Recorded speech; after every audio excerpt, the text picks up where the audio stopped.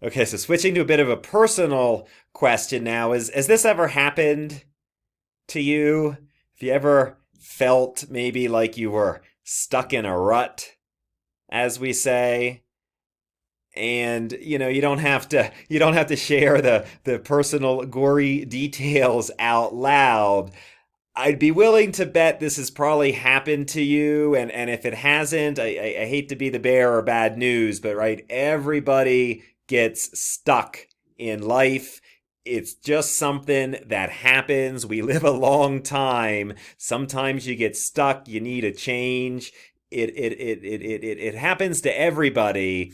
And yet you might say there's kind of two paths forward, right? Maybe you've met somebody that's been kind of stuck in a rut for years, for decades, right? They have no interest in getting out of that rut.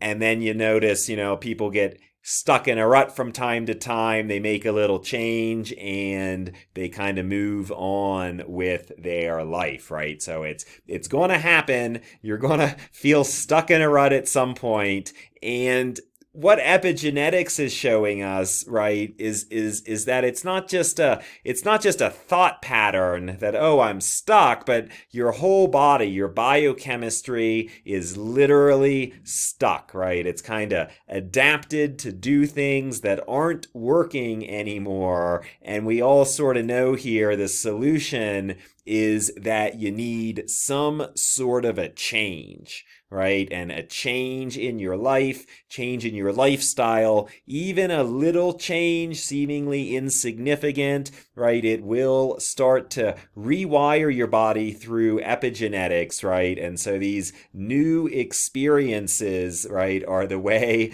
to get yourself from being out of the stuck in a rut situation. So that's the good news, right? That your body is adaptable. It's built to get itself unstuck from the rut. And yet, right, you and you alone can really control what you eat, what you think, what you do. That is your epigenetics, right? So there's some good news, bad news, right? You can easily get unstuck from this rut. You want to blast forward to the next stage of your life, as they say, right? But you've got to take the first step. You've got to maybe prime the pump. And the thing to know here, right? This is now science, right? As you start to do new things, your body is going to rewire, adapt to be able to do these new things better, easier.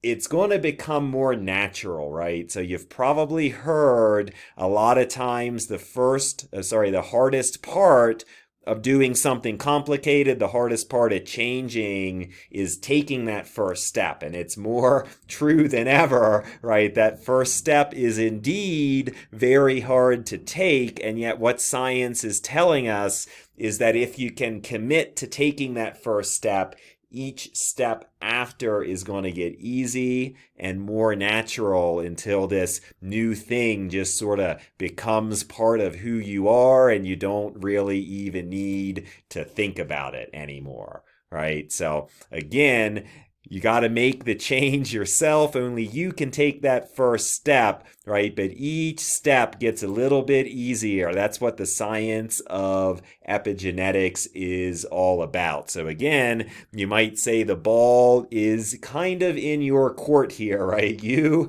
and you alone have the power to make the change, to take that first step, to get started. It only gets easier from there. And yet, as you know, taking that first step is an action. It's sometimes hard to take action, right? Some of us would rather wait, right? And I sort of mentioned about this being stuck in a rut, waiting for years, decades, right? That's the way that some people go. The change isn't going to find you, right? You need to go out, take that first step, and know that it gets easier from there.